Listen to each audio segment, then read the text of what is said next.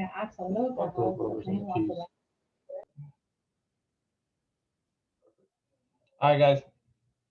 So what we're going to talk about today is, of course, one of the most important things you want to learn about the business, and that's working with buyers. So I break this up into two sections. Typically, we'll do working with buyers, part one and part two. I used to try to squeeze this into just one session, but then I quickly realized that put it into put it into one, it was just way too much information, and it was information overload at the end of the day. So so I break it up into two parts. Today we're going to talk about handling a buyer, whether it's a lead or a referral, from when you first get them under contract to, I'm sorry, from when you first talk to that buyer up until they get under contract. And then on Thursday, same time, we're going to talk about the entire process of working with a buyer from once they're under contract to the closing and beyond. So there's a lot of things you need to learn. There's a lot of things you need to become an expert at, and that is, working with buyers through every stage of the process, and be good and be actually great at every part of the process. And that's one thing that some agents, some agents are great at talking on the phone and converting leads. Some agents are great at showing properties and meeting with the clients. Some agents are great at following up, and that having that experience of the client from when their contract to close, having a smooth experience and making sure the client's very happy. And some agents are great at following up post closing, making sure that client is happy and becomes an advocate for you and sends you a referral. So some agents are great at some of those things, and some agents are great at other things. So I'm gonna share my screen with you. Let me make sure I got it pulled up here. Somebody else jumping on.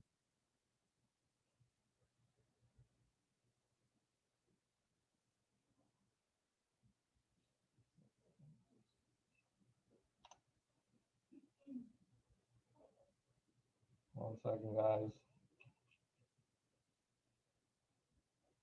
All right, guys. So you guys should be able to see my screen. So let's talk about the stages of a buyer. And this is what I mean, guys, by the 6 stages to a buyer that you really want to be good. Some people are good at some of them. Some people are weaker in some parts of it. But in order to be a great agent and be successful in this business, you need to be really great at all parts of this. One of the biggest ones that I see agents fall apart is, dealing with clients beyond the closing, which we're going to talk more about that on Thursday. But it's just to give you an example that you want to make sure that you are great at all these stages of the client. You want to be great at generating the leads. You want to be great at, handling while they're a prospect, handling them while they're a client, handling them while they're under contract. Make sure the closing experience, those last, 2 days, one day that is very stressful prior to closing, it goes well. And then make sure that beyond the closing, the job is not done yet. Make sure you beyond the closing, you stay in touch with that client. So let's talk about that, guys. So stages of a buyer, the name of the game is generate leads, convert them to clients, close, and repeat. Okay. So you want to make sure that that's the name of the game ultimately. Okay. Um, so let's talk about when you first qualify somebody. Number one, a lead is somebody that you make first contact with. You want to qualify them by asking them questions. Uh, there is an acronym LP Mama, which some of you have heard me talk about before. It's been around for a really long time. We're going to get into that. There's another acronym called ALM, which works it's a different type of approach depending on the lead. We'll get into that as well during this training. You want to set on a drip campaign. When I say drip campaign, guys, I mean the MLS. The MLS lets you set up listing alerts. So I usually call those drip because that's the way I was taught. Some people call them listing alerts. So you can set them up on a drip or smart plan, depending on if they're ready today or not ready today. So that's the first thing, guys. When you're generating leads, you're out there talking to people, you need to have that system set up. Use Chime, guys. Use the smart plans on Chime. There's a section there on Chime where you can learn how to set up people on smart plans. You can create your own smart plans, and you can put people on smart plan. What smart plans are simply automated emails that are sent out to the client depending on what's the client situation. And if you look through the smart plan library on Chime, there's a lot about that. If you're new to Chime and you still haven't really taken a training on Chime, look on the homepage of Chime. There is there's a little training area there where you can, and one of the sections is talks about smart plans. Um, if the client is ready after you speak to them, they're a lead, and they're, they already, you go over the LP Mama, you figure out what they're looking for, set them on a drip campaign. They don't necessarily need to be on a smart plan, but set them up on a drip campaign so they can start getting property alerts. Anytime you get a new buyer, guys, anytime you get a buyer, you want to set them up on those drip campaigns to start getting listings right away. Okay, it's one of the very first things. It's one of the very first ways that they can start getting emails about you, start looking at properties, and you begin to build that trust. All right. The next stage, guys, is when that buyer becomes a prospect.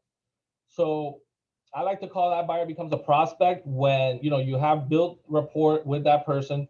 You have permission to follow up. So in that conversation, you discuss that you're going to follow up, and they're like, oh, okay, great, yeah, here's my email, here's my contact information. So you have permission to reach out to them. They're okay with that. Appointment set. Okay, that means you set up an appointment to either meet with them at a property or meet with them at the office and do a buyer consultation. And then, while they're a prospect, you do what is called a buyer consultation. Same thing as we do with sellers. The buyer consultation, guys, is not something that every agent does. I'll be honest. I'll talk to a lot of the top producing agents in our brokerage and other places, and there's some people that will go through an entire buyer consultation, which I'll kind of show you an example of it later on in this training. But there's some people that don't necessarily have a formal buyer consultation, and sometimes you don't get the chance to do a buyer consultation. But what a buyer consultation is essentially when you have a meeting with that client and you sit down with them to talk about everything regarding their home search and educate them on what the process is like. Talk to them about what to expect when home searching. Talk to them about lending, title. Talk to them about taxes. Talk to them about all those things that involve with the process of buying. One of the things that you guys should get familiar with is that buyer consultation package. Number one, because it gives a ton of great information. And number two, because you want to be able to explain all of that information. Okay, so buyer consultation is very, very key. It builds that rapport. It shows confidence. It shows the client you know what you're doing. So while they're a prospect, you want to make sure you do those things. That's what turns a lead into that prospect. Okay, if they're no longer just somebody who inquired on the internet or somebody you're trying to get a hold of. You've actually had a conversation. You have permission to follow up. You've set some sort of appointment with them, and you're trying to do, or you do a buyer consultation. Sometimes a buyer consultation doesn't have to be so formal at the office. Sometimes a buyer consultation is just a 20-minute conversation at the first property you meet with them. That's okay. I've had agents that tell me, Vic, I've never done an actual buyer consultation at an office or at a coffee shop or at the client's home. I'll usually, when I first meet with them, I'll take the time. I'll see if we have time, and we'll talk in front of the property or we'll talk in the property. And I'll kind of go through the whole process, and I'll go through my buyer consultation. So either way that works. Okay. Once they are a prospect, the next step will be become a client. Okay. Now, what does a client entail? You have their trust earned. Okay. Relationships solidified. You have a plan in place. When you talk to them about their home search, you know what they're looking for. You know their time frame. You have all those things in place. You have regular contact Okay, so they're not ignoring you, or you haven't been able to get a hold of them for a week. Uh, you're actively touring and you're writing offers. Okay, once you have all that in place, um, you have a client. Okay, they're no longer necessarily a lead, they're no longer a prospect, you have an actual buyer client. Okay, this probably be a good time to talk about something called a buyer consultation agreement. I mean, not a buyer consultation, I'm sorry, a buyer brokerage agreement. Okay, so a buyer brokerage agreement, guys, similar to listings. Okay, when we go to sell a property, we have to have a contract between us and that seller. Um, Same thing with buyers. Okay, you want to ideally have a contract with the buyer. For those of you who are new, you'll know that you have to know that a lot of agents are very split on a buyer brokerage agreement. So what I'm trying to say by that is some agents use them, some agents don't. Um, some agents, the agents that use them, what the buyer agreement does is that it sort of ties the buyer to you. It does, create some sort of like, hey, I have a fiduciary relationship with you. I'm a single agent for you. I am looking out for your best interest. I have to follow, obedience, full confidentiality, loyalty, all those things. Okay. Um, but the buyer agreement sometimes it's kind of like like a little contract that, wow, buyers right away see that and they're like, oh, but you know what if I'm not happy with you, I have to get out of it. The reality is that honestly they can break the buyer agreement at any time. So that's why some agents don't and even end up doing it. The other thing I've heard from agents that don't do the buyer brokerage agreement is because they pretty much say, "Hey, I want to work with somebody that wants to work with me," I'm big on that, guys. Work with people that want to work with you, that are committed to working with you, that you get along with, that you know, and that'll protect you. And if you do a good buyer consultation, okay, if you do all these steps, if you've been really good during the lead and during the prospect part of things, you clients will be loyal to you. Clients will stick with you. Okay.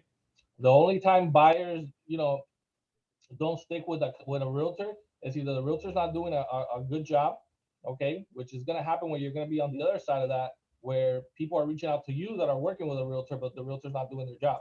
So don't be that realtor that's not doing a great job and providing a great service to that client. Okay.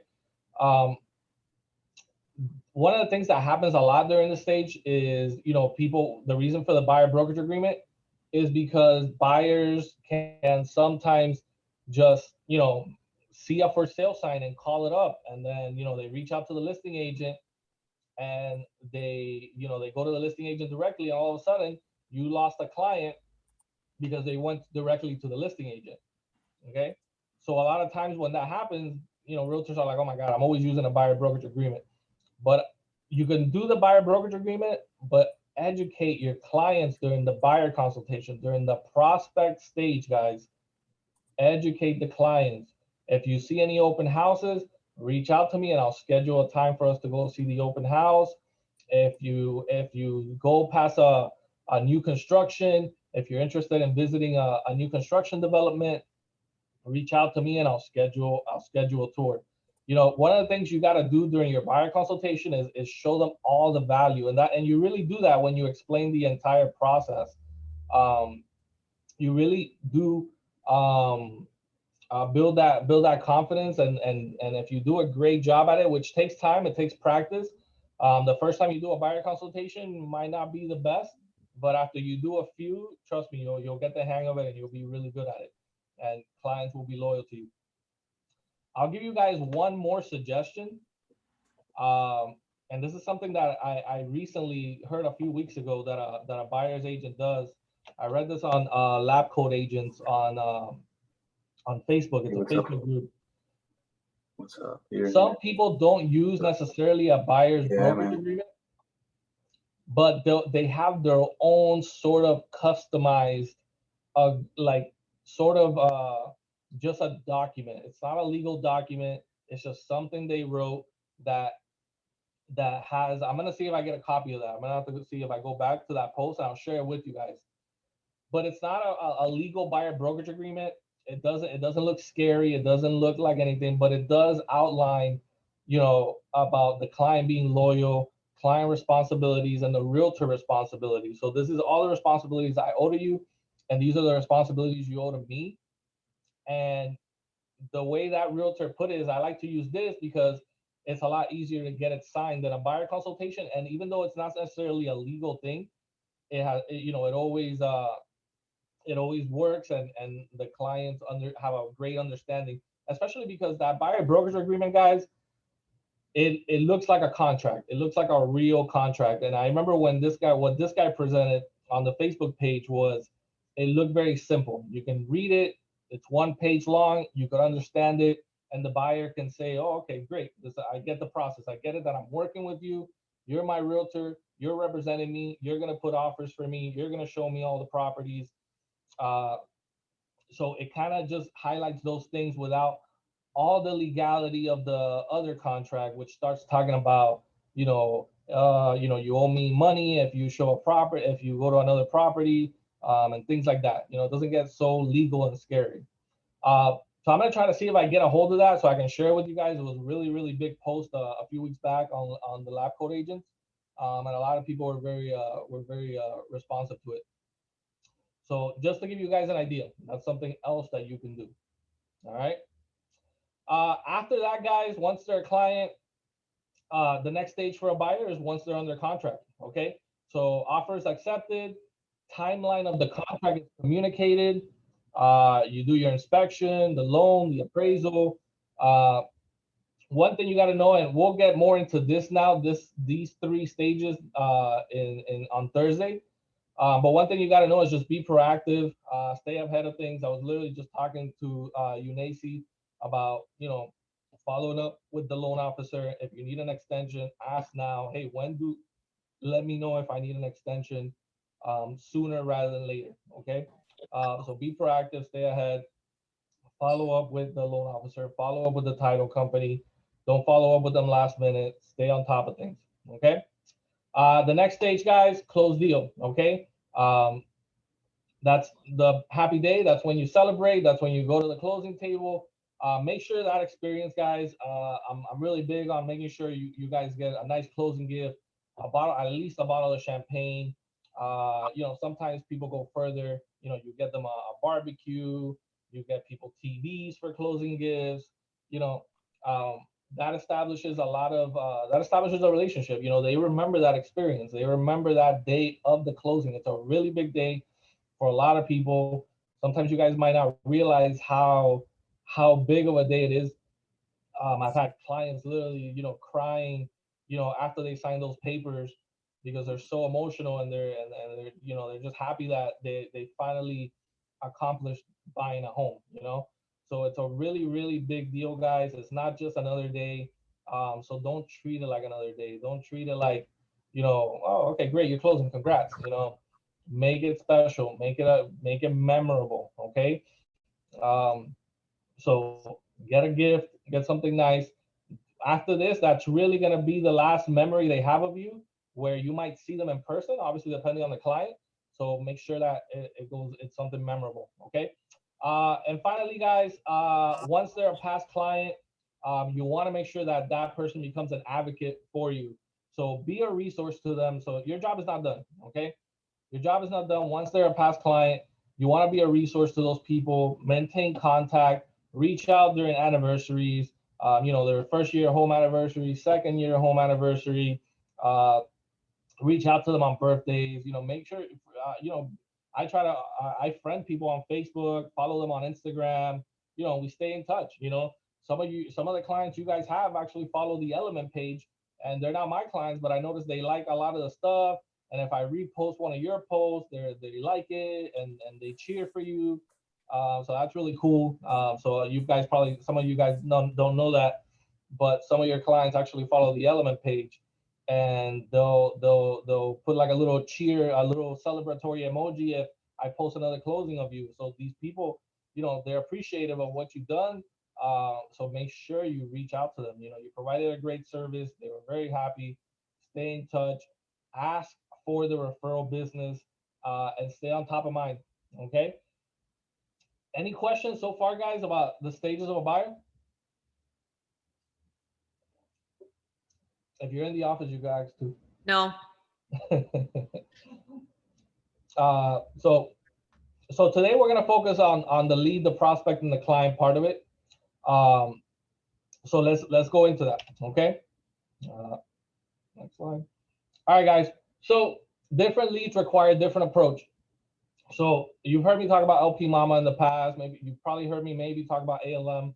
Um, it just depends on the lead that you're getting. But this is an idea of what you should be talking about when you first talk to a lead.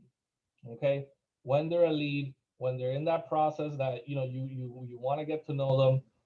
So let's talk about LP Mama, and again, write this down. You want to make sure you have this in your notes because it's just a general guideline. Every time I have a conversation and I think LP Mama, doesn't mean I ask necessarily every single question on here, but I like to go over these things.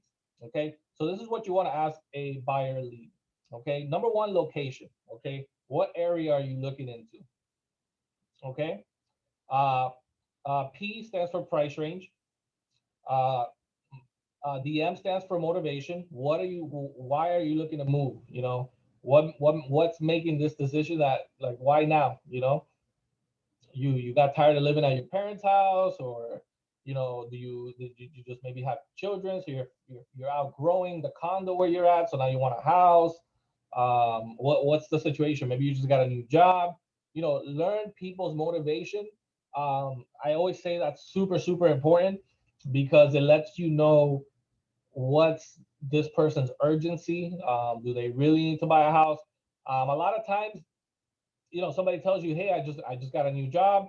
I'm working down in Brickell. I need to find a place. Great. That person's motivation is like, I gotta get somewhere. I need to find a place.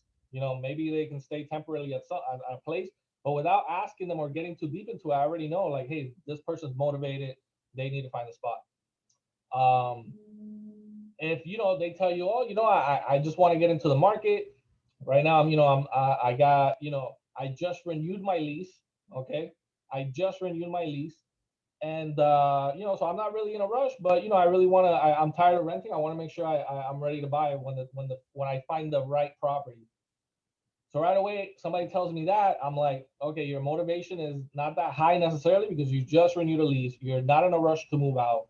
Okay, maybe if you find the right property, but as you guys know, if you work with buyers, you know that finding the right property is not, that's not like a real thing usually. Okay, so a lot of times those type of buyers, low motivation, doesn't mean don't work with them, doesn't mean don't show them properties. But you gotta approach these people a different way. So I would approach somebody like that saying, trying to tell them, well, you can spend this much money on your lease. Okay, or you can break that. Maybe you lose a security deposit, but you already start paying money towards your own place, your own equity. You start building your own equity, and you get into the market now. Which, as we know, that the history of the market, it's been going up, up, and up, and up. Okay. A property, 6 months ago that was 400, now right now it might be 450. So the market has been crazy insane. Okay. um I had that listing I just posted on the chat, guys. It was listed at 624. I was planning on listing that. My initial talk was that a month ago when I talked to that seller, we were going to list it at about 575, 580. And in 1 month, the comps went up, and now we're listing at 624 because that's more appropriate. So talking with those people that are, oh, well, I'm not so motivated, I can wait, I'm not in a rush, you know, have those conversations with them and educate them on that, and they'll appreciate it. Okay, and you'll get them moving quicker. Uh, the next A in LP Mama, or the first A, I should say, it's another agent. Are you working with another realtor? You always want to ask that question, guys. If they are working with another realtor, I again, if I'm very ethical, I always teach you guys to be ethical. That this is something that some agents handle a different way. If you're happy with your realtor, cool. I let it be. I just always make sure that if you ever need help, hey, reach out to me. Okay. And if you're working with a realtor, are you happy with that realtor? Is that realtor providing you a great service? You can ask the question, well, if you're talking to me, why are you talking to me if you have a realtor already? You know what I mean? Like your clients, your buyers shouldn't be talking to other realtors about, they shouldn't be having this conversation about price range, location, and things like that. So if they're talking to you and they're telling you the location, they're telling you what's my price range, they're telling you, they're having this, they're entertaining this conversation. When you get to work, are you working with an agent and they tell you, oh yeah, I am, what's going on there? What, how, are you happy with that service? Have they been treating? And I tell people straight up, listen, if I would love to work with you, but just know that you should only work with one realtor at a time. Okay, because if I show you properties, I'm the one that's getting paid. That a realtor's not getting paid. Okay. And if honestly, if you were working with multiple realtors, I personally wouldn't work with you because I just don't. I don't have time to show you properties and go through the process of everything I do for my clients for you to decide to put an offer and go with another realtor. That's just not gonna happen. Be straight up. Be straightforward with the client. Okay.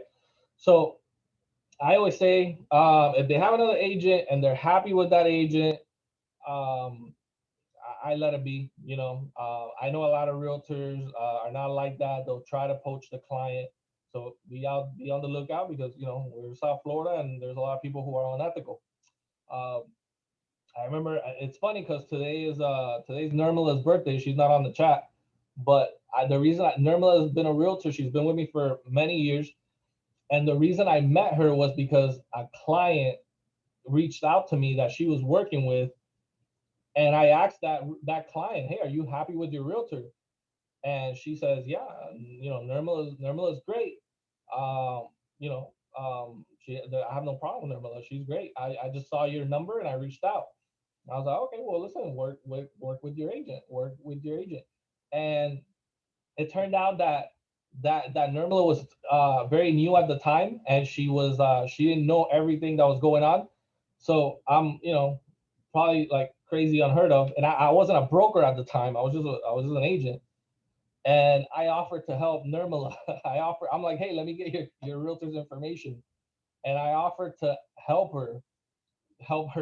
those clients because they liked that, they were happy with that realtor. I think they had a friendship there.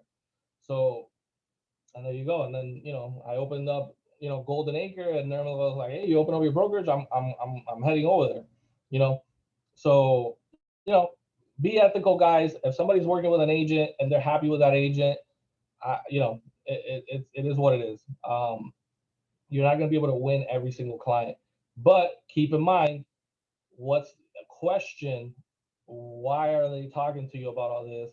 Why isn't your agent the one reaching out to schedule this property for you? So there might be a bad service going on, a lack of service from that realtor. And if the client says, I'm working with another realtor, but I'm not happy with that agent, offer a game. You're not happy with them? Oh, great. Well, I want you to be happy. I want you to have a great service. I want you to buy your home. So work with me and I'll get you there. Okay. So if they're working with another realtor but not happy, go for it 100%. Next, guys, an LP Mama is the second M, which stands for mortgage. So you want to get to this point and ask about mortgage. You want to ask, have you been a pre-approved, or are you paying cash? How much are you looking to put down? Are you self-employed or W-2? You don't necessarily have to ask all these questions specifically, but this asking some of these questions helps you understand, where they are in that process, because most people are looking at finance, and they're gonna, you want to kind of know, hey, if you're pre-approved, great, but if you're not pre-approved, it's good to kind of get an idea of like, okay, am I dealing with a buyer that can actually get pre-approved? So asking questions like, hey, how much money are you looking to put down? That lets you know if they got money. Are you self-employed or W-2? That lets you know, okay, if you're self-employed, how long have you been self-employed? If you're W-2, Have you been a W-2 for at least 2 years? You know, things like that let you know, you know, how well approved this client may or may not be. Okay. So, and then that's, you know, we talk about that during our mortgage training and our finance training. I did post that training on the chat not too long ago. So if you want to get more familiar with that, feel free to go on the Element YouTube and watch that. And then lastly, guys, the appointment. When are you free to come by the office or a Zoom meeting? You know, you don't have to necessarily meet everybody at the office in person. Sometimes you meet them on Zoom. Sometimes it might be meeting them at a property. If after this conversation, they, you know, you talk about have a great conversation. They're approved. They're motivated. They already have a property in mind. You know, maybe you meet them at the property. But you know, you want to talk about, you know, well, hey, when is it a good time to sit down? Maybe you could meet and talk with my loan officer and me. We could talk about the home buying purchase. You could do a buyer consultation there and just educate them and have a face-to-face and meet up with them. So that's always a great way to, you know, at least get that face-to-face with the client. A lot of us are great on the phones, but we're even better in person. You know, that's me 100%. On the phones is one thing, but every time I meet in person with a client, it's over. You know, I know for a fact they're gonna like me. They're gonna want to work with me. So, you know, I always try to get that meet in person, face to face, whether it's, you know, at the office, whether it's on Zoom, or whether it's at, you know, at a property, at a coffee shop, at their home. I've met with buyers at their home. I said, okay, you want to buy a property? Hey, when is a good time? Hey, maybe you have a tough schedule. It's late. Yeah, I can come over your home. I can come over, you know, we can sit down in the living room and I can, you know, come over your home. And some buyers, yeah, sure, come over. Great. All right. So any questions about LP Mama? Talk to me, guys. Are you learning something, or what do you think? Yeah, I'm learning. Anybody else? Come on, guys. Who's iPhone? Who's that? That's me. Who's that? Joy? Yeah, I remember this from the course, man. When you were teaching the course to become a realtor. Oh, I talked about this. Right? Yeah, you brought this up. Okay. And wait, I'm actually glad you brought it up right now because I actually kind of forgot about it. So this was a good reminder. This is very important too. Very yeah. So important. let's see. Who do I have here? Let me see. What do I have on the call? Jen, is Yessie? Yessie, talk to me a little bit about how you handle talking to a new buyer. I'll put you on the spot. Because I want to. But I can't hear you. I can't. You go on the Zoom. Oh, sorry. All right, come here. Talk to the mic. How do I handle talking to buyers? Right. So somebody calls you, or you get a referral. Somebody says, "Hey, my cousin wants to buy a home."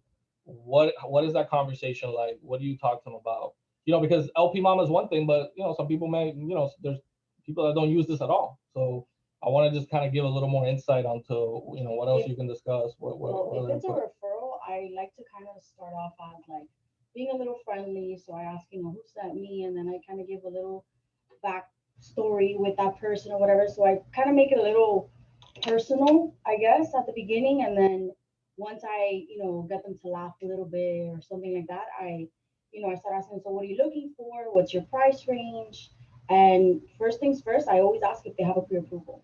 And that gets them a little more like, oh no, I don't have it. Do you have someone? And then I can refer them to somebody that I know. But definitely I try to make it a little bit friendly before I get into like a business conversation. Yeah. That's my way of, approaching like a new buyer or a referral. Good. Yeah. So she brought something important. Is, I mean, you want to get into all these questions, but it's always good to at least have a talk with that client about, you know, something personal, especially if they're a referral, they're, you know, a friend that you haven't talked to in a while. You know, maybe it's not always, you know, great to just jump right into it. You know, a little joke, a little icebreaker, a little quick, you know, hey, you know, how you been? How's everything? How's the kids? Awesome. All right, well, let's get started talking about, your real estate search. So, talk to me about, have you already started looking at areas? Have you already, you have an area in mind that you're interested in? And they'll start telling you, hey, yeah, I'm looking, you know, sometimes people know exactly where they want. They'll know the area they're looking in. Sometimes people have a big range. They're like, well, I'm looking anywhere from Homestead to West Palm Beach, you know. So there you're gonna have a harder time narrowing it down. And so I tell them, hey, from Homestead to West Palm Beach, that's a really big range. So there's a lot. So let's talk about, let me ask you a question. Where do you work at? What is important to you? What do you like to do? What are your hobbies? Where does your family live? Are those things important to you? Because if you work in Fort Lauderdale, you're not going to want to go to Homestead. Not necessarily that you won't. There's some people that are okay with that. But right away, if somebody lives in Fort Lauderdale, I'm not going to show you properties in Homestead. Maybe I'll include that in my drip, but let me try to show you places, and Plantation, Lauderhill, Margate, Pompano, things like that.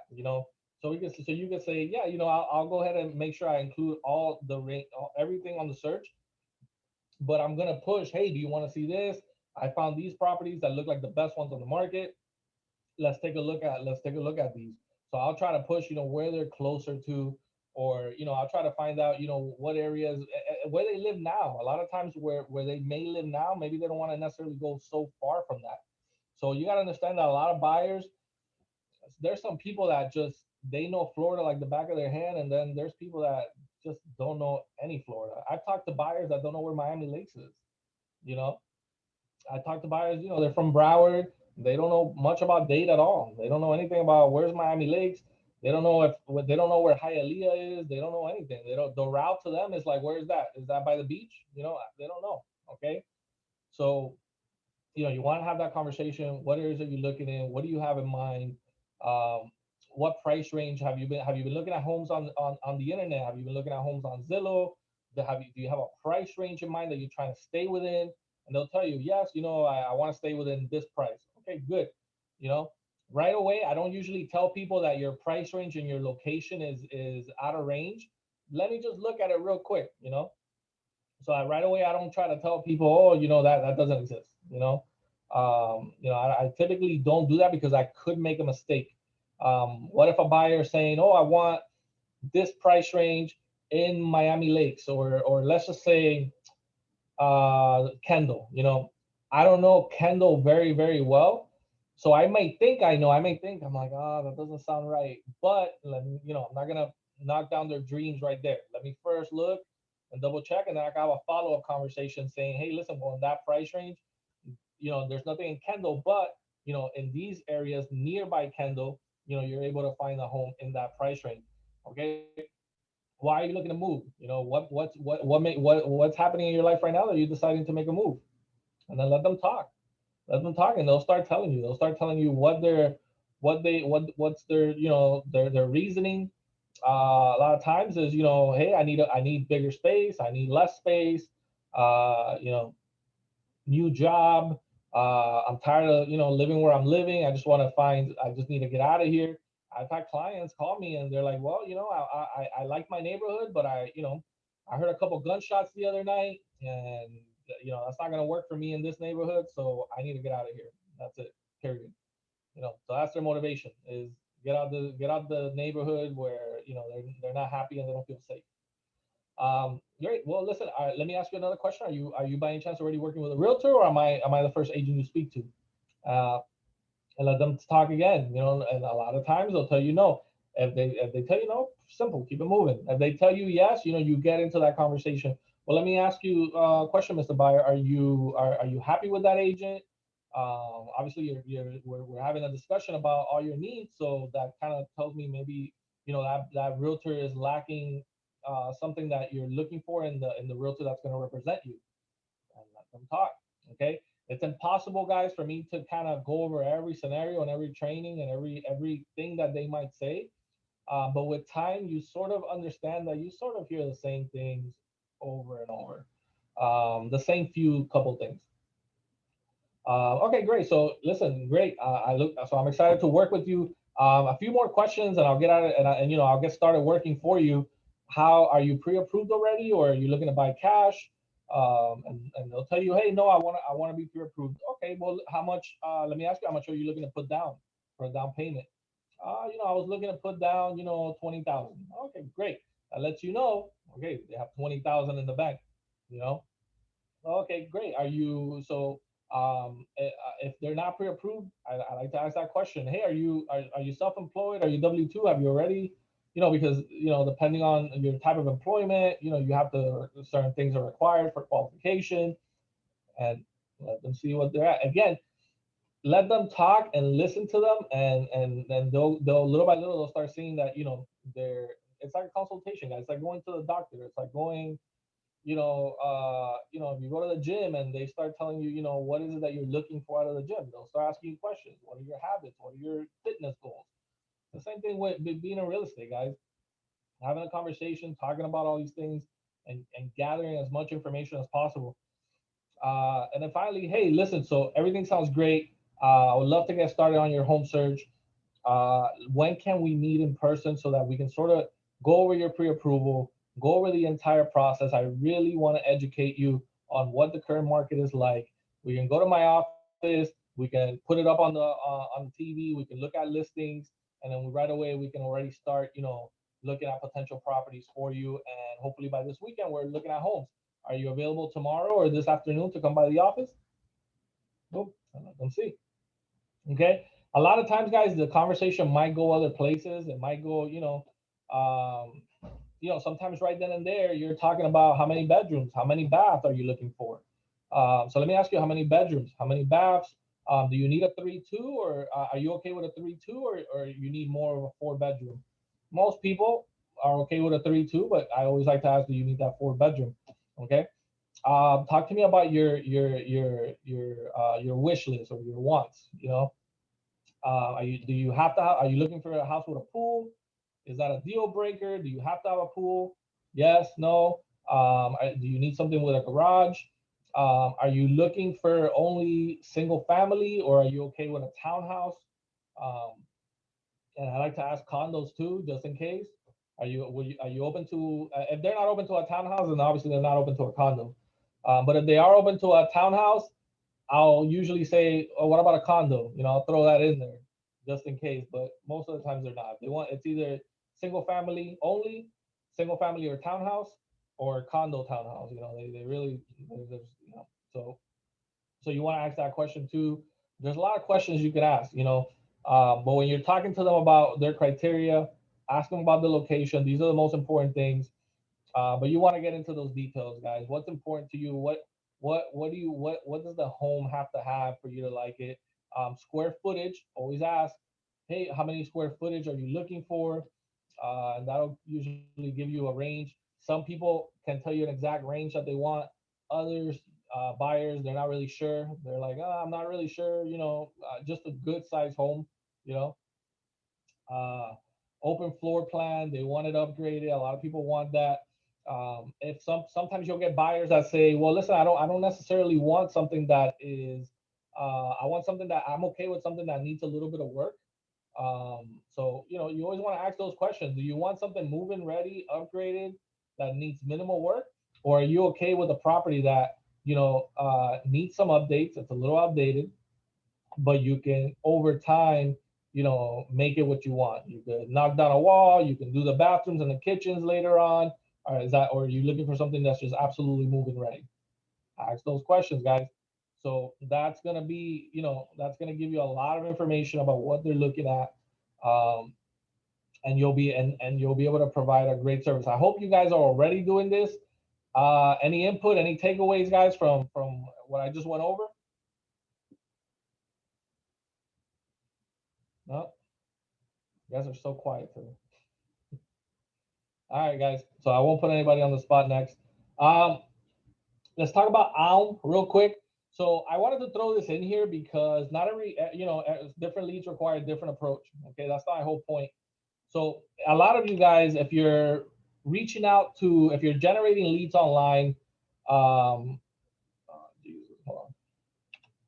If you're generating leads online, Or once in a while, you got to make this judgment, but not everybody has time for LP Mama.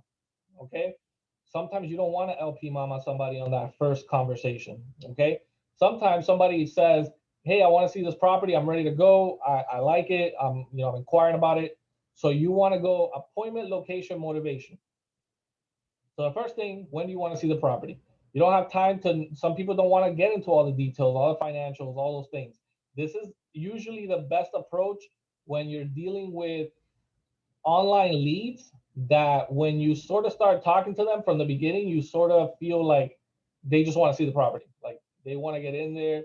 They want to, maybe they've talked to other realtors. They don't want to get into the whole, everything they're looking for. They want to see this property.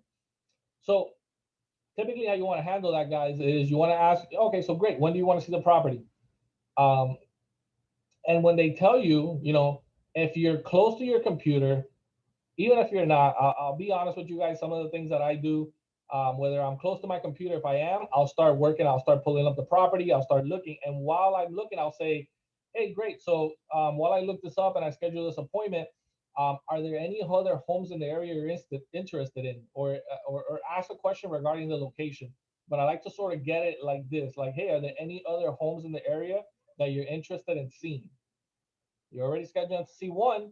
Why not ask the question? A lot of realtors don't do that. A lot of realtors, they'll just say, oh, okay, yeah, well, let's see this property today at 6 and keep it moving.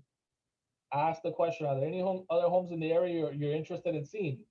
Oftentimes they'll say, oh, yes, you know what? Can you also show me this one and this one? And then you can say, oh, okay, great. What are the addresses? Let me get these down. Let me work on confirming the one that you're asking me about. I'm looking it up right now. I'm trying to make sure that we can schedule it for that time.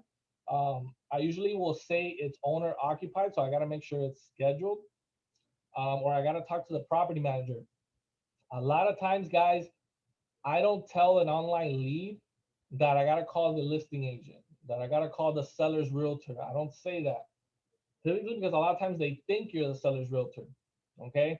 So I just simply don't mention that. I don't approach it that way. I usually say, well, listen, it's owner occupied. So I gotta check to see if we can see it at that time. Okay. Or I gotta check with the owner to make sure we can see it at that time. I won't even say, oh, let me check with the listing agent, because right away they might feel like, oh, this guy's not the one that I want to talk directly to the listing agent. Some people want that.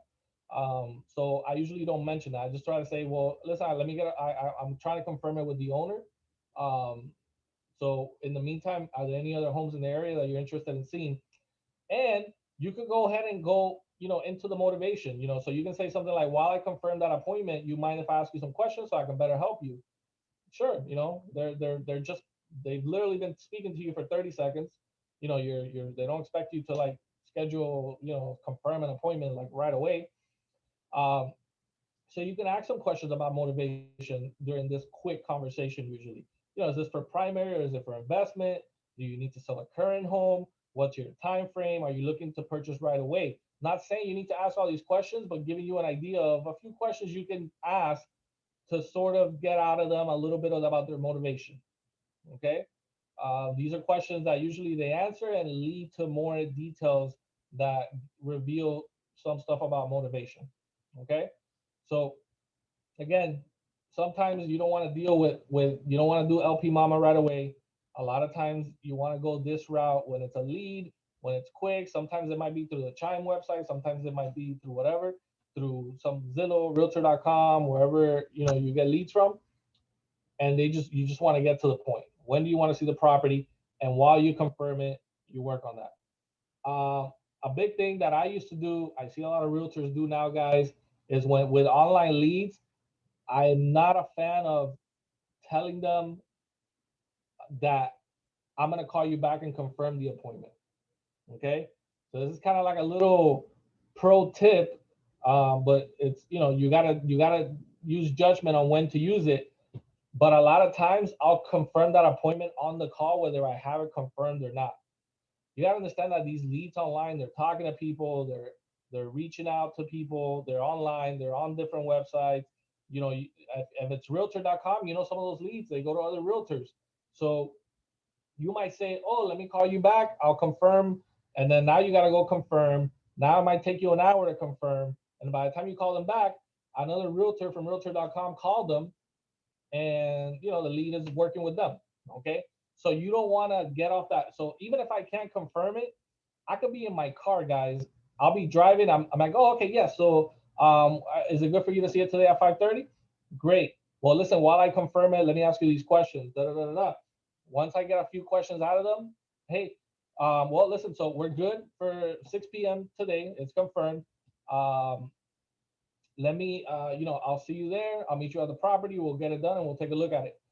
And the minute I get a chance, I try to confirm that showing. If I got to stop in the middle of the road, I rather call the lead back and tell them, hey, unfortunately, they said they could show it at 6, but the seller, they got to stay after work, so they want to know if we can see it at 6:30 or 7. A lot of times that'll work just fine. You'll call them back and they'll say, oh yeah, sure, that's fine. We can see it at 7. We can see it at 6:30. But what you don't want is for you to get off the phone with the expectation that you're going to call back to confirm. And what if it takes you an hour? What if it takes you 2 hours to confirm? Okay. Now, if you really can't see the property, then at least if you ask the question, are there any other homes in the area you're interested in? And they give you 1 or 2 more, then you can go back and say, damn, I wasn't able to, they had to cancel that showing. I wasn't able to show you the one that we confirmed, but the other 1 or 2 that you mentioned, I was able to schedule them for the same time. And 99% of the times that'll work. They'll probably be like, oh, well, when can we see the other one? That's the one I really want to see. Oh, well, we can see it tomorrow at, X time. Great. Okay. But at least today, hey, you were available at this time. I can show you one of these other properties. If you can't show them any other properties they want to see, then, that's a little unlucky, and it can happen. So when that happens, you have no choice. You just have to say, hey, unfortunately, they had to, we weren't able to, they had to cancel the appointment. We can't see any of the other ones either. This is the time we can next see them. And then, talk to them then. All right. But that's the one thing that I'll tell you almost every agent does. Don't give them the chance to talk to somebody else. Okay. Any questions so far? All right, let's keep it going. All right, guys. So let's get into a few other things, guys. So now you have a client. Now what? Once you understand motivation, their timeline, discuss and implement a plan for their search.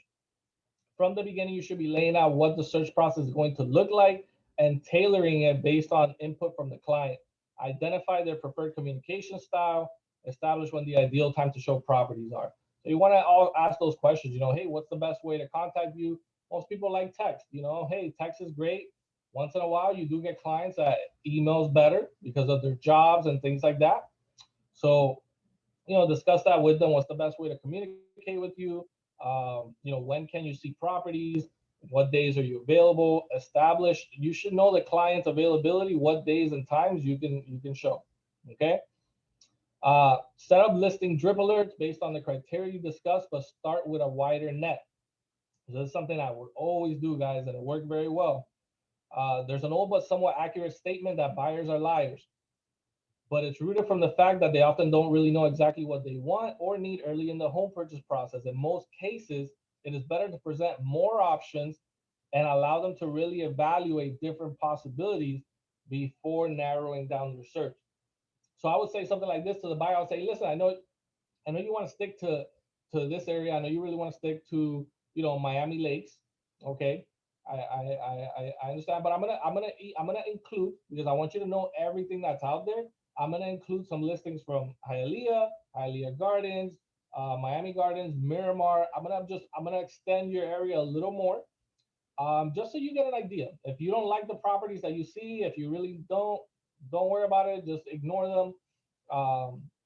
Or if you really decide like, hey, there's nothing out there I really want to stick to Miami Lakes, I'll remove them so you don't get those notifications. But let me at least start showing you all your options so you can see. I usually 90% of the time I do that. The only time I don't do that is when a client I feel really knows what they want and they just really know that this is what they want. They're willing to wait for it. They don't want to look at other areas. cool. They know that perfectly, but a lot of times they don't. They're open to it. So many times, and you guys probably have experiences with buyers already. They want somewhere and they end up buying somewhere else. It happens all the time. So make sure you start out with a wider net.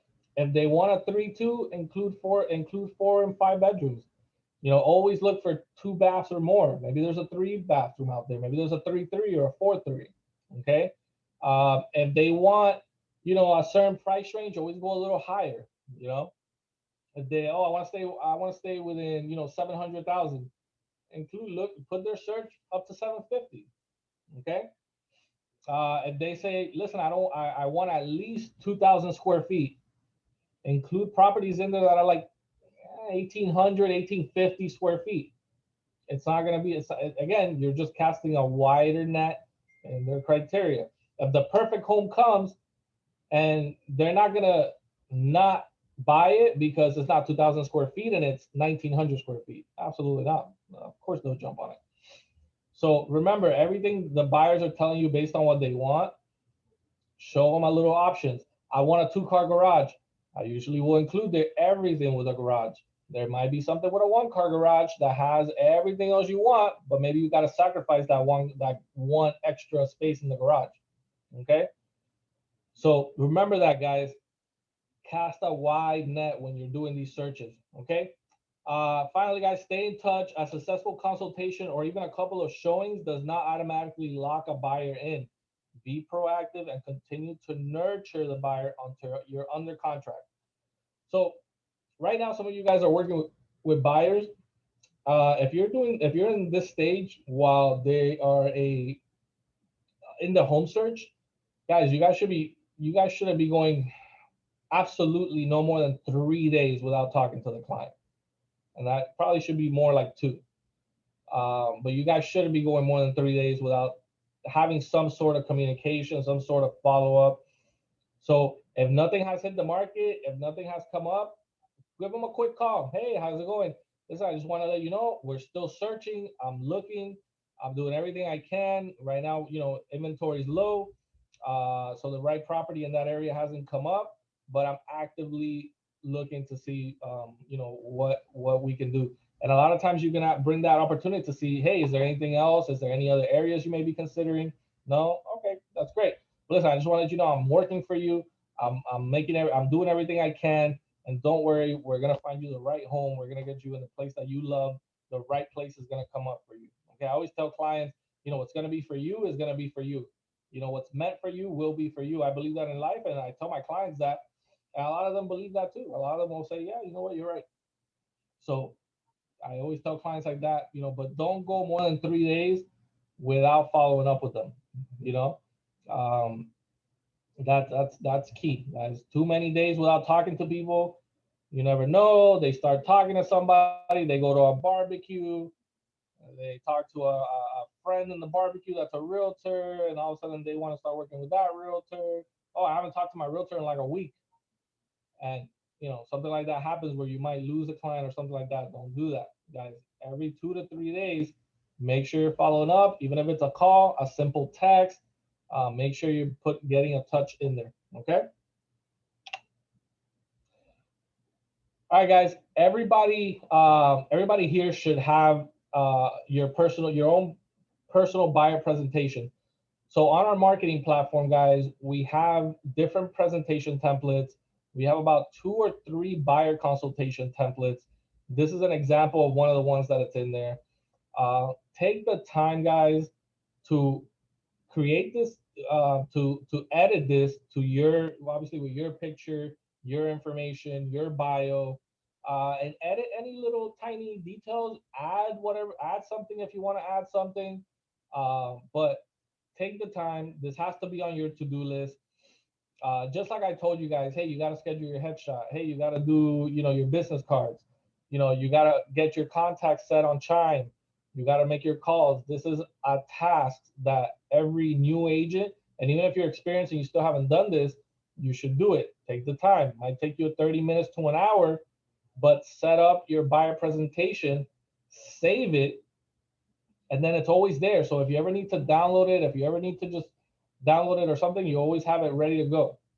Okay, you always have it ready to go. Now, another thing, and I'm getting a little ahead of myself, but always try to have some of these printed out. Have them printed out. And this is a great resource of information that talks about so many details about the home buying process that you can just hand to a client, especially if you meet with them. You meet with somebody, they talk to you. Even if you don't go through the presentation, hand it to them. Hand it to them because it gives a ton of information, a lot of value for buyers. It explains the process, and you should read it too, and you should know it well. So make sure, guys, on the marketing platform under the presentation category, take the time, create your personal buyer presentation, do it this week. Take some time, take 30 minutes, an hour, get your picture on there, get your bio on there, and edit it how you want. If you want to tweak it a little bit, add a few things, remove a few things, go for it. I think it's good the way it is. But I know some agents that have usually like they'll added a few things. So you can always do that. Okay. All right, guys, a few more things about finding a home for your buyer. Make sure you streamline communication. You want to push the MLS, Chime, or your preferred system for the drip campaigns. Just know that they may have established their own habits, so be ready to adopt their preferred methods if necessary.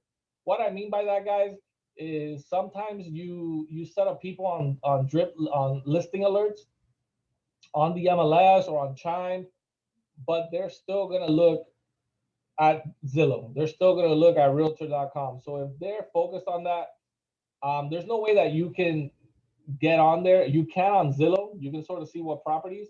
But the best way is really just have them send you. So I would tell a client, hey, whatever property you see pop up on Zillow, take a screenshot, send me the information, and I'll check to see if it's available for you. So if I see that they're just not jumping on the MLS, they're not jumping on Chime, but they're okay with Zillow. They like the app or whatever they do for searching for homes. All right, great. Send me whatever goes on there that you want to see. Send it to me. Uh, Once again, discuss frequency of showings, preferred days and time, and discuss preferred communication method. Very important, guys.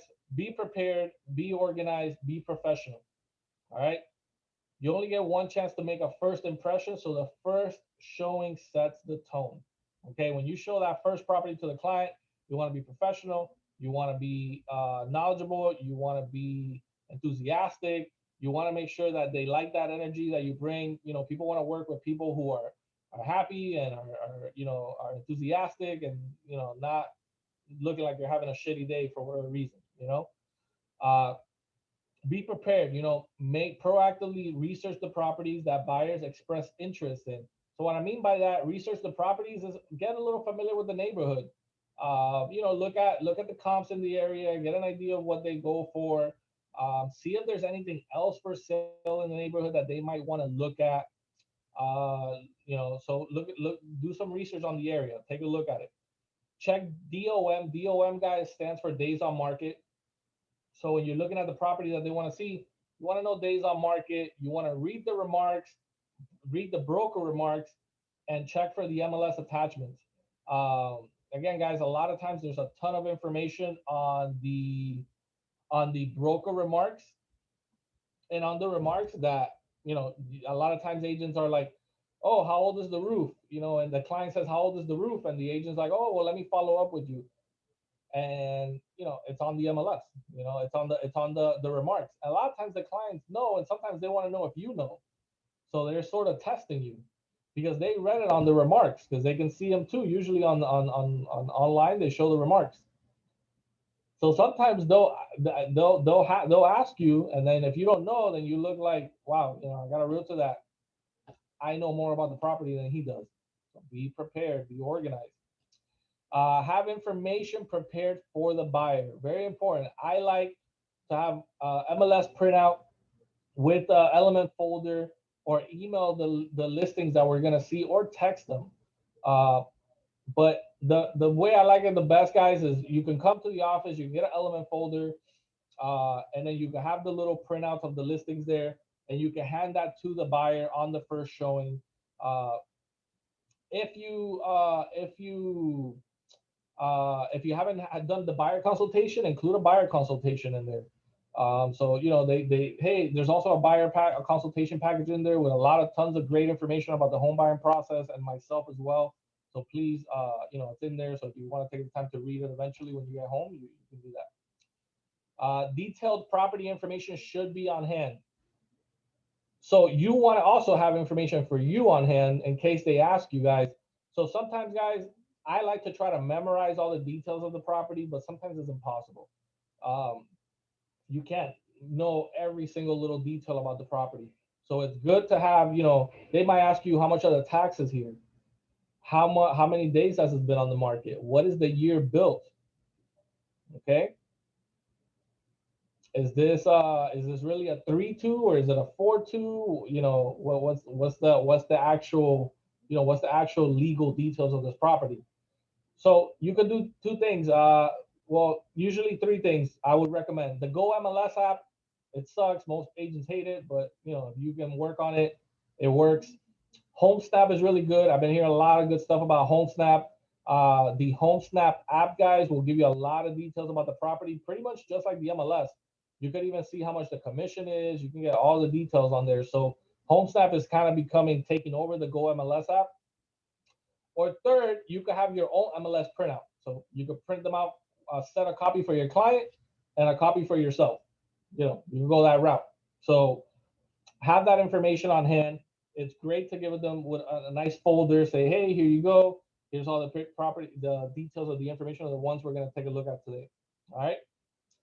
Always discuss next steps of the process. Very, very important, guys.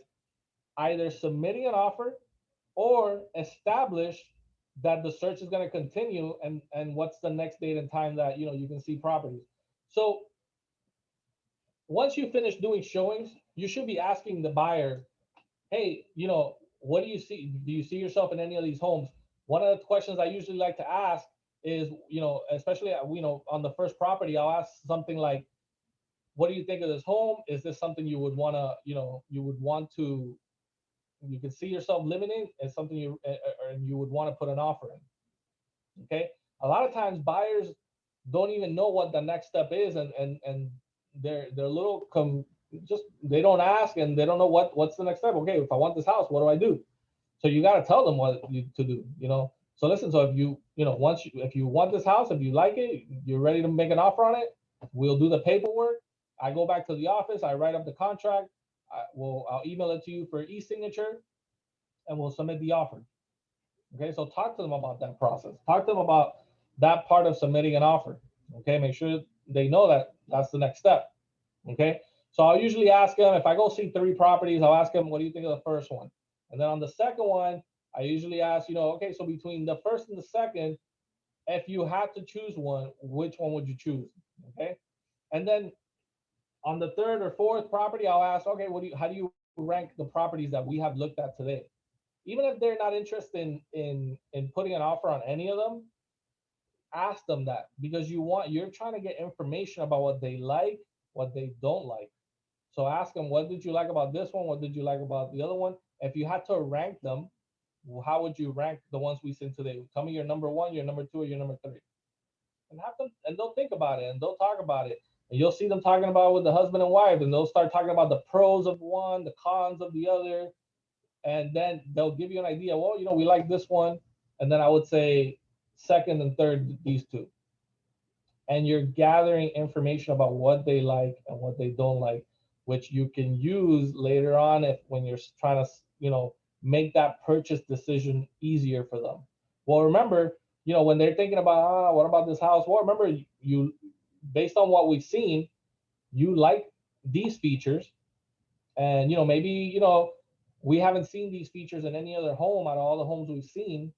So it's possible we might not run into a home with these type of things again. And you talk to them like that. So whenever you leave an appointment with somebody, always discuss the next step. It's never, all right, well, we finished showing properties, and all right, guys, well, take care, have a great day. It's never that, guys. Always establish the next step. And sometimes that next step is not putting an offer. Sometimes that next step is, okay, well, listen, we'll continue. Listen, it's just the first day, or hey, I want to make sure you find the right home. So we're gonna continue the search. When are you said your next available, what is Friday? Okay, great. So, I'm gonna see if anything from now until Friday hits the market. We'll stay in communication, and we'll see if we can look at some properties on Friday in the afternoon. Okay. Always lead the conversation, lead that appointment with what's next. Okay. All right, guys. So we'll wrap it up now in a few minutes. Submitting the offer, guys. So next week we're gonna go all into about contracts and addendums. So if you were in the training, there's a training called Thriving in Today's Market. It's on the YouTube. Look it up. It talks a lot into details about the process of submitting an offer. And like I said, next week we're gonna go all in on contracts and addendums. But for today, guys, just know submitting offers. Talk about the process of submitting offer. Another little tip is to make sure you should, okay, and I like to do this, is I like to when I'm starting the home search with somebody, usually at the time I do the buyer consultation, or if I ever hand them something, I like to hand them a sample contract. When I say a sample contract, it just means, a sample contract with, Mickey Mouse as the buyer and Daffy Duck as the seller, like a sample contract with made up numbers that sort of look like what their numbers more or less will look like, meaning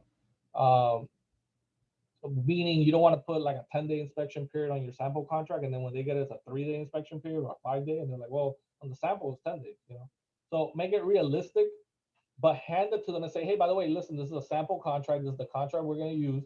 I like to hand to my clients this because whenever you're on your spare time, read over it. If you have any questions at all about the contract, let me know. And then this usually avoids, questions, and it creates trust, because I'm like, okay, the contract that we're signing, I got a copy of it. I can read through it. Okay. So present clients with comps.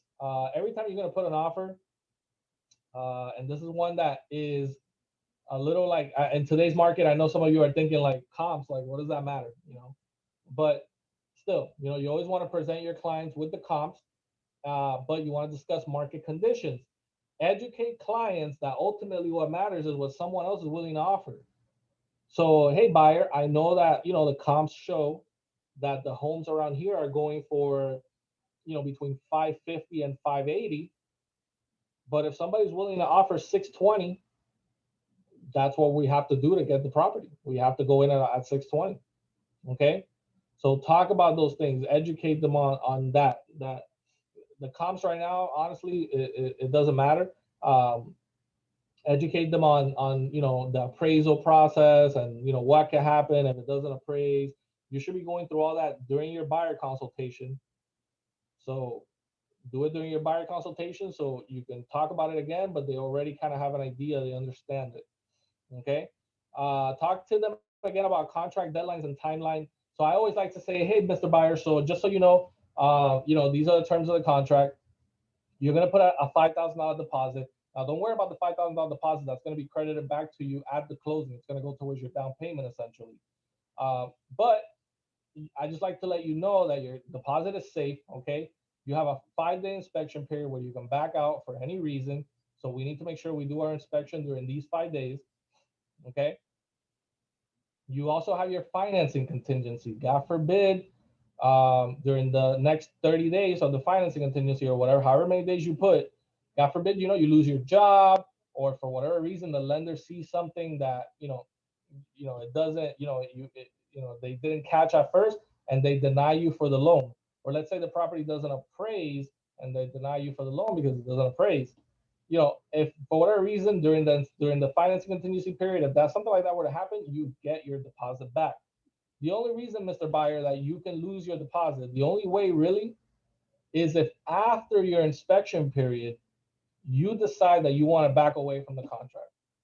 You decide, hey, Vic, I no longer want this house. I just don't want it anymore.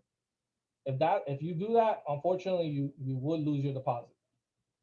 That's it. That's the only way. So again, you have the 5-day inspection period. You can back out during that period of time. Yes, that you can tell me, Vic, I don't want the house anymore. You can back out. We get the deposit back, no problem. Okay, and during your financing period, for whatever reason you're denied for financing, you get your deposit back. Again, the only way you lose your deposit is if after your inspection period you just decide you don't want the house. Okay, so I usually educate them like that. Now, we as professionals, we need to understand that, when we go over contracts next week, we'll get into a little more details, because there is more ways that they can lose their deposit. But if we're professionals and we do things the right way, those things will never play a factor. So we'll go over that next week on contract. Submit full complete offers. Okay, guys, submit your offers with the contract, with all addendums that apply. Submit your offers fast. Do them as soon as possible, guys. The faster you submit your offer, the better. Sometimes I feel like I've gotten my offers accepted because I just sent it first. A lot of times in our market now, that's not always the thing that wins. But it helps. Every agent, when they finally get that offer, they that first offer, they open it up and they know your offer, and boom, okay, great. A day or two later, they're bombarded. They're getting 3, 4, 5, 7, 8, 9, 10 offers, and they're lost. Their emails all over the place. But that first offer, trust me, they open it up right away because they're excited, because they're like, okay, what am I getting? Check the MLS for any attachments or anything else that they want included with the offer. Sometimes there's certain addendums they want included with the offer. Sometimes there's an attachment there that says, hey, we prefer if you use our title company, and this will be, we will give preference to an offer that uses our title company. Stuff like that, So you want to make sure you check the attachments. Submit the purchase contract with all applicable addendums. Submit your offer with an offer summary, buyer love letter, and proof of funds / pre-approval. All right. Offer summary, guys, is, again, if you go to that training, thriving in today's market, I go over how to summarize your offer in the email. Submitting a buyer love letter is just pretty much, a nice little letter from the buyer saying how much they love the home. I want to raise my kids here. I want to grow here. I love your home. And, we will take great care of it. Sometimes it makes a difference. Sometimes it's meaningless. So, but it doesn't hurt to include it, And finally, guys, have your loan officer contact the listing agent to hype up your offer and build confidence. So always, always, always, when you send an offer, call that loan officer, say, hey, call this listing agent. We just sent an offer. We might be in multiple offer situations. Sell my clients, sell the offer, tell them that, and loan officers know what they need to say. So you don't have to get into details, but you want them to call and basically say, hey, I'm calling on behalf of, Victor in Element Real Estate. I just want to let you know we did submit an offer on your property. I'm the loan officer. This is my personal cell phone. You can contact me here. I just want to let you know that I did verify these people's income. I verified their assets. I verified their employment. They're all good. We're not going to have any problems with this loan. We'll be able to close in 30, 35 days. So, I just wanted to give you that confidence. If there's any questions at all that you have about their pre-approval or their qualifications, ask me, and, I'll be able to provide that information. So that's what you want from the loan officer. All right. So guys, that's kind of pretty much at the step I got. That's up until they get under contract. There's a million other things. I mean, so many scenarios that can come up. It's impossible to train and prepare for everything, but as you go, you'll learn. But these are the things, everything that I talk about in this training are the things you need to do to really, really become an expert on, handling buyers from the minute they get a lead until they're home searching and submitting an offer. Okay. Do I have any questions, guys? Who's on the call? Marlene, are you there? Yes, I'm here. Talk to me. So give me any takeaways you got, any aha moments, anything at all any input about the training, anything you learned specifically that caught your attention? Yeah, a lot of information. Yeah, I actually have prepared the home buyers the introduction packet. But I like the idea of just having it ready because I've been kind of like just reading it off the computer. So yeah, so having it ready, Print out like printed, 5 copies, helps. print out 5, 10 copies, have them with you. Have Mhm. them with you at all times. Yeah. You never know when you can just hand it to somebody. Right. And it's like handing somebody your business card, but imagine your business card had a bunch of information that educates them on buying a home and the entire processes, loan, title, appraisal contingency, financing contingency. It gives a lot of great information. So, yep. Yeah. absolutely. And yeah, it makes a big difference. Like if they stay with the package and just kind of like read it after, So yeah, it makes a Cool. big difference. Thank All you. right, who else we got? Eunice, what do you think? Would you talk to me? Any takeaways? Any what stuck with you the most from today's training?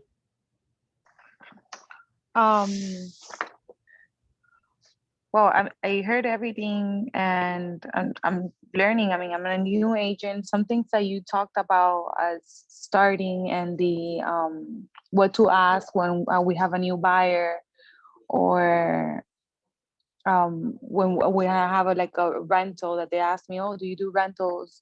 Like one of the things that I ask, oh, do you have any pets and things like that, like things that you already talked here. I already have done it with, my clients. Right. Yeah, and I don't know if we talked about the LP Mama and all that stuff, but yeah, you have to master that initial conversation with people.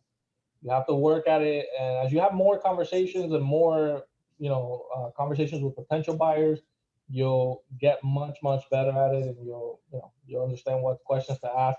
And not every conversation goes the same way.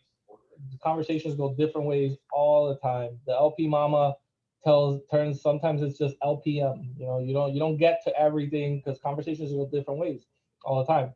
But that's just to use it as a guide to really understand, what you should be saying. Who else we got on the call? We got Victor, I have a question. Yeah, go for it. Where do we get the introduction package? Where can I find that? The buyer consultation on the marketing platform, Element RE Create. I'm sorry? On elementrecreate.com. Okay. Yeah. Okay. And if you, for some reason, you should have you have an account. I have the account. I just wasn't sure. It's like so much information. So I'm just trying to take it step by step. I just want to know. Go elementrecreate.com, log in, and it's under the presentations category. Okay, presentation. Okay. Yeah. So yeah, I know it's a lot of information. Trust me, I used to do this. I used to do the whole thing, and I was like, it's impossible anymore. I can't. I gotta break it up. Yeah, it's a lot of info. It's a lot of details. But go over it. Go over the slides. And just know that leads, prospect, client, under contract, once they're closed, and after closing, they're all different stages that you want to make sure that you are familiar and you have a deep understanding of what you need to do during each part of that process. And you want to, again, it's all about creating a great service, creating a great experience for the client, and setting all these things up, and doing the things that I'm telling you to do here are gonna make that happen. Okay. Who else we got? We have Gladys. Gladys, talk to me. Anything you got from the training? Anything that stuck out? I know you're a newer agent, but I want to see what you learned. Oh, you're connecting to the audio. There you go. Okay. Well, I am a new agent. This is my first training. It's very educational. I learned a lot. So the questions that you said about the leads and the prospects and for everything is actually really, really good and very helpful to guide me once I start to do all of those stages with my future buyers. Good. Awesome. So glad to have you on board. There's a lot more learning, a lot more training. You came in at a great time because this is great information to learn. So keep on learning. Trust me. Rafaela, talk to me. What any takeaways? You know, besides the whole thing about the buyer consultation, anything else you learned that stood out? No, everything. It was just very informative, like from the beginning to the end. Because sometimes you get lost. You like just think about the beginning, and then not the middle or the end. So yeah, it was very informative. I mean, I'm very fortunate to join this team because you guys give us a lot of information compared to where I was. Like you were just a fish in a sea, but here you guys really help us to be successful in the business. So Awesome. that's my Jennifer, you takeaway. I don't know if Jennifer's there, but she might be. I'm here. Hey, talk to me. Any takeaways? You're more, you know, you're one of our more seasoned agents, but you know, I know you jumped on anyways. Any takeaways? Anything that, you know, you've been in this business now for what, 3-4 years, but you know, anything new, anything that stood out to you? I will say going back to basics, when you covered like trying to get that first meeting with a client or setting up that first appointment, you brought up Zoom, and I was like, oh yeah, that's right. Like I could do Zoom with them because like you said, sometimes when you meet the person, you get that connection, like you find something that causes that common ground and you build rapport, right? Yeah. So taking it back to basics, that was something that really stuck out to me amongst all the other great information, but that definitely that follow-up, how important it is and how important it is to set up your CRM and the drip campaigns when you start, because I know there's a lot of new agents, but I will say that like my clientele that I closed a few years ago, I am embarrassed to say, but I don't have them on drip campaigns. And so they were buyers back then, but I can be missing out on sales now because the market has gone up so high and they have so much equity and they haven't been hearing from me. So that's definitely not good for me, but it's a lesson. So you got them through the 5 stages, but on that last stage, you haven't been on top of it like you should. Exactly. And that's part of it. You know, that's why I tell agents every one of these 6 stages is you know, you've got to really sit down and analyze your business and make sure that you know every stage and you know how you follow up on every stage. So you know, some people, you know, trust me, they'd be great at following up with stage 6, but they're not so good at, you know, stage 1 where it's generating leads, or they're not so good at the, you know, stage 2 when it's, you know, prospecting and getting them to turn into a client. You know, some realtors, you know, they might not be strong at the whole under contract part, so they hire a transaction coordinator. You know, so again, you want to be a full complete agent. That's a term I haven't used in a while, but I used it a lot back in the day. Is being a complete agent from A to Z. Okay, from A to Z, knowing everything and being on top of everything. And it's a lot, guys. It's a lot. It's, you know, you know, the way you're doing this, you're running a restaurant and you're the chef. You know, you're the cashier, you're the server, you're everything. You know, you're the hostess and you're the busboy. So you're running the restaurant and you're doing every single piece. That's why there's people who, you know, hire people ultimately to do things like a transaction coordinator, or they hire somebody to follow up on their leads, or they hire a service that's going to automatically, you know, follow up with their client after closing. There's services like that. So you can do that. But right now you got to think of it like that. You know, you got to think of it like, man, I'm a new agent. I'm trying to get the ball rolling on this thing, and I have the restaurant, and I'm every single position at the restaurant. Okay, and I do recommend that you learn every part of it, and it's perfectly fine to say, hey, I'm not so strong at this, so maybe I should, you know, pass this on.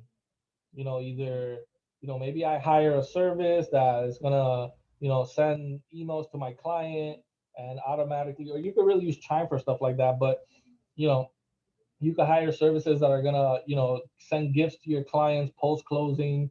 You can hire transaction coordinators. You can hire people to make calls for you. You really can. A line was just telling me the other day that, you know, he was hiring somebody. He's looking at hiring some sort of call service to call leads. So you can do that. Any part of these stages that you feel like, man, maybe it's not that I'm not strong, but maybe I'm more stronger focusing on these things. Let me outsource this part, you know? So that's okay too. Lillian, you there? Hi, yes, I'm here. Hey, Lillian. What's up? What's up? Talk to me. Any takeaways from the contract? Were you listening in? For me, everything you said was very helpful.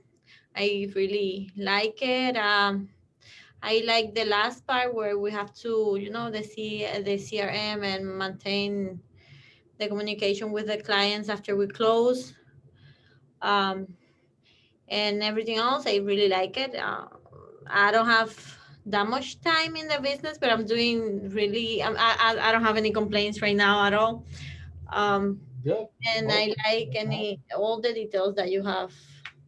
Oh, you're killing it. You're killing it, and I'm proud of what you're doing. And I don't know. Last time I checked, you had like 3-4 deals under contract. So congrats, kudos to you, and keep doing what you're doing. So. But yeah, the best team. Last, Joey, you there? I just want to get your input, man, and we'll wrap it up here. Yeah, I mean, this was pretty good, man, for me, because it's a good refresher, at least. I mean, I know I'm fairly new, but I've been actually almost a year already. Yeah, I think you're starting now to do some lead stuff, right? Yeah, man. I'm starting to do a partnership and do realtor.com. I'm actually already getting referral business from clients I'm working with, which is great. But overall, this training was it was good because it was a refreshing and also kind of like solidified some of the stuff that I was doing already, which I wasn't too certain if I was doing it right, because I am new, I'm fairly new. So I really enjoyed the training, man. Especially like having those conversations and expect setting basically the next move. So I'll give you a good example. I was working with these clients, and every time we saw a home or we spend the day seeing homes, I'll give them a little reminder, like, for example, hey, look, next time we go see homes, we're going to focus more on the single families. I know that was something that you guys were interested in, even though you wanted to see some townhomes, but we're going to start focusing more on a single family. Then we saw a house that they liked. And they're like, okay, so the next steps will be this, in my case, it was a multiple offer situation. Mm-hmm. So I educated them, hey, look, what are the top 3 houses you like? We could probably submit multiple offers. As I mentioned before, during the inspection period, you could walk away from an offer without any penalties.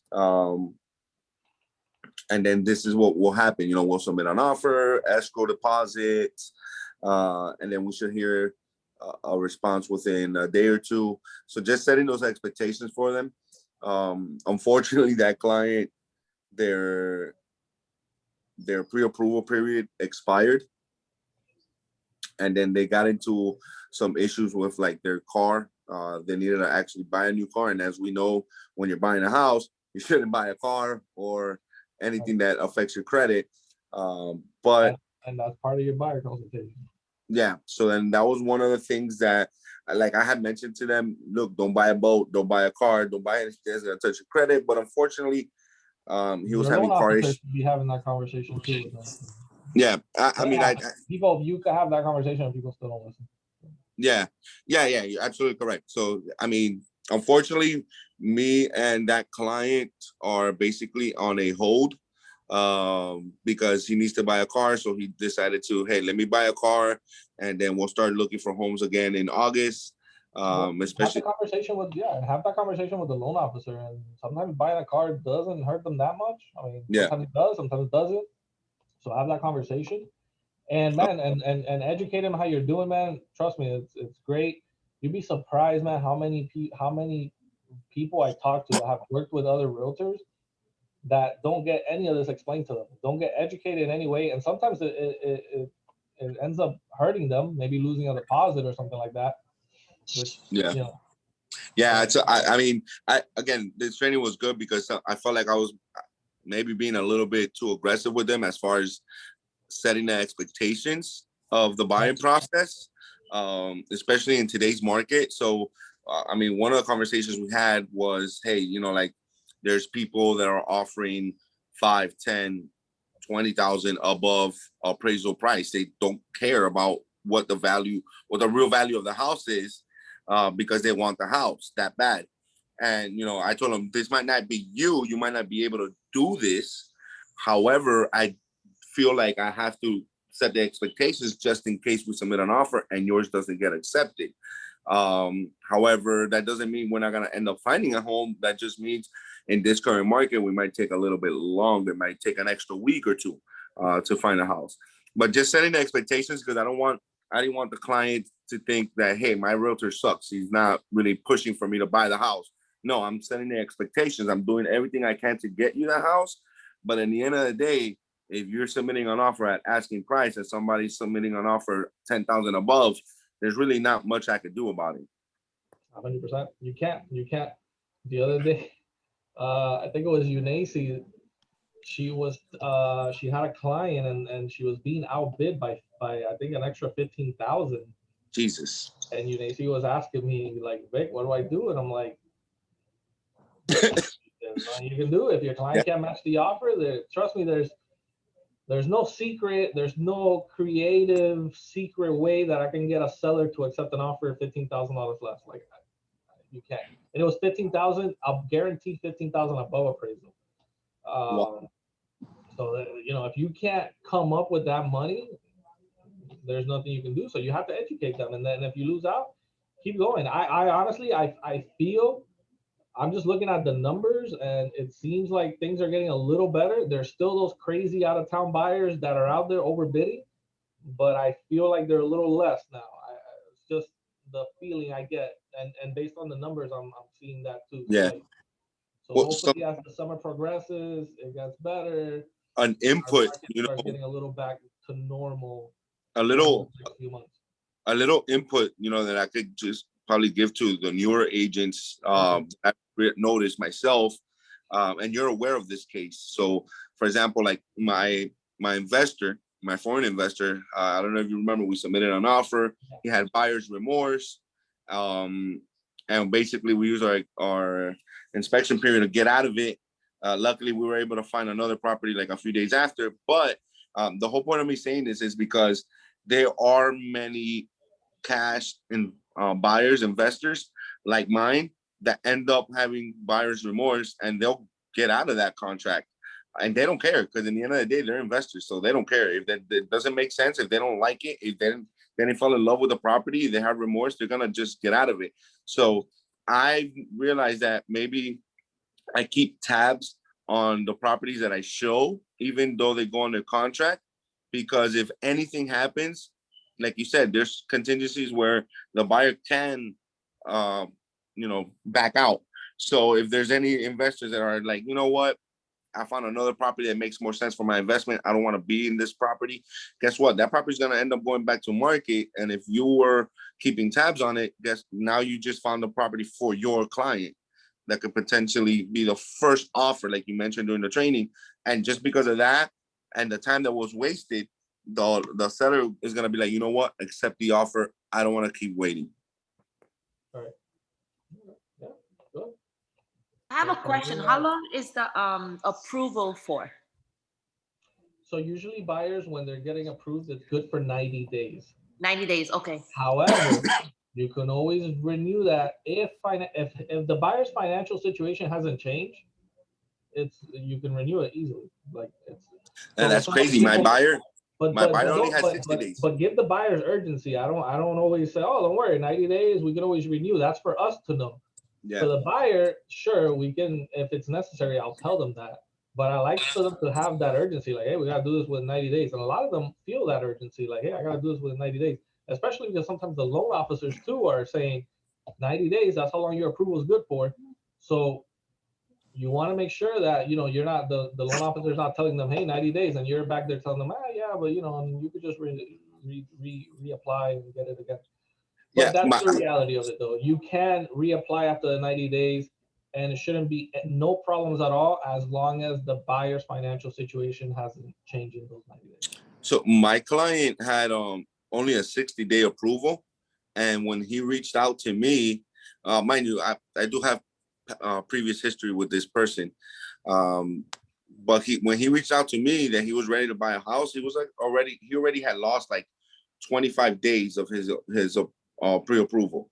And when I finally got my hands on the pre-approval, I noticed, I'm like, dude, you only have like 30-something days left on your pre-approval. Like, we need to find a house. Yeah. Unfortunately, you know. And Joy brings up a good point, guys. When it comes to lending questions, it's always changing. It could be different. Generally speaking, 90 days, but sure, there are some lenders where it's 60. So that could happen. So just read the pre-approval letter. Usually it'll tell you a date for when the pre-approval is expired. Yeah, I definitely highly recommend to get that approval letter. Someone already got pre-approved and then they reached out to you, get that as soon as possible, because I've noticed that the expiration period is not like somewhere where you could just bam, here it is. No, it's actually part of this little paragraph that they write in the bottom, and some buyers don't pay attention to that detail. They're just like, okay, I got a pre-approval, perfect, this is the amount, this is it, this is the amount, this is the down payment I gotta give, let's start looking for a house. Just because they might get excited and they're like, they forget about reading the rest of that pre-approval. And that was my case. I got the pre-approval, and then when I started trying to like skim through it really fast, I didn't see it. But then when I really sat down and I started reading through that paragraph, I noticed, I'm like, oh snap, this guy only has like 60, he only got a 60-day approval and he only has like 35 days left. So you want to make sure you read that and you're aware of that. So read that pre-approval letter, make sure what it says, and just be aware of how much time they have. Again, if it comes down to it and they start freaking out, like, oh my God, I only got a week left, I usually will say, well, listen, you know, as long has your financial situation changed? No, everything's still the same. Okay, so then you should be fine. You know, you should be able to just update your pay stubs, update your bank statements, and you should get a new 90-day renewal. So, all right, guys. So great stuff, guys. On Thursday, it's gonna be a full 2 hours again. Usually, I know our previous trainings, I've kept them to like an hour 15 minutes. But it's gonna be a full 2 hours on Thursday. Tomorrow morning, Cafecito with Big at 10 a.m. We're gonna talk about some interesting stuff. We'll role play. We'll talk about more things about talking with buyers and things like that. So jump in, guys. I'm moving it till 10 because some agents felt like it was a little too early at 9 a.m. So I pushed it till 10 a.m. But Cafecitos, guys, is meant to be like a, hey, jump in here for an hour. Participate if you want. If I call you out, if you, or just listen in if you want, just. But I like to have it like a mastermind coaching session where I'm not really showing you slides and I'm not really going up necessarily over something specific, but we're just talking about, the market and how we can improve our business. And, sometimes the conversation could go various ways. So Cafecito with Vic tomorrow morning. And then Thursday, we're going to do part 2 of this. So we're going to go over once you're under contract all the way to the closing table and past that. So yeah, guys, thanks for jumping on here. I'll be reaching out to you guys. Rafaela, I got to reach out to you. So give me about 30 minutes or so and I'll reach out to you. No problem. Yeah. And guys, if you need anything, I'm here for you. Yes, he's here for you. The chat is here for you. We're here to grow. We're here to do more deals, close business, and make money. That's the name of the game. So hopefully, this training taught you a lot of things, gave you some motivation, pumped you up, and start thinking about your business and every stage of that buyer process. Next week, we'll go over contracts. The week after that, we're doing more stuff. We'll talk about sellers as well eventually. So every week, guys, moving forward for the next 2 months, 2 to 3 months, we're going to always be doing trainings every week. So excited. All right, guys. Take care. Have a great day. Thank you for coming in. And then we'll keep in touch. Okay. Thank you, Victor. Thank you. All right, guys. Have a good one.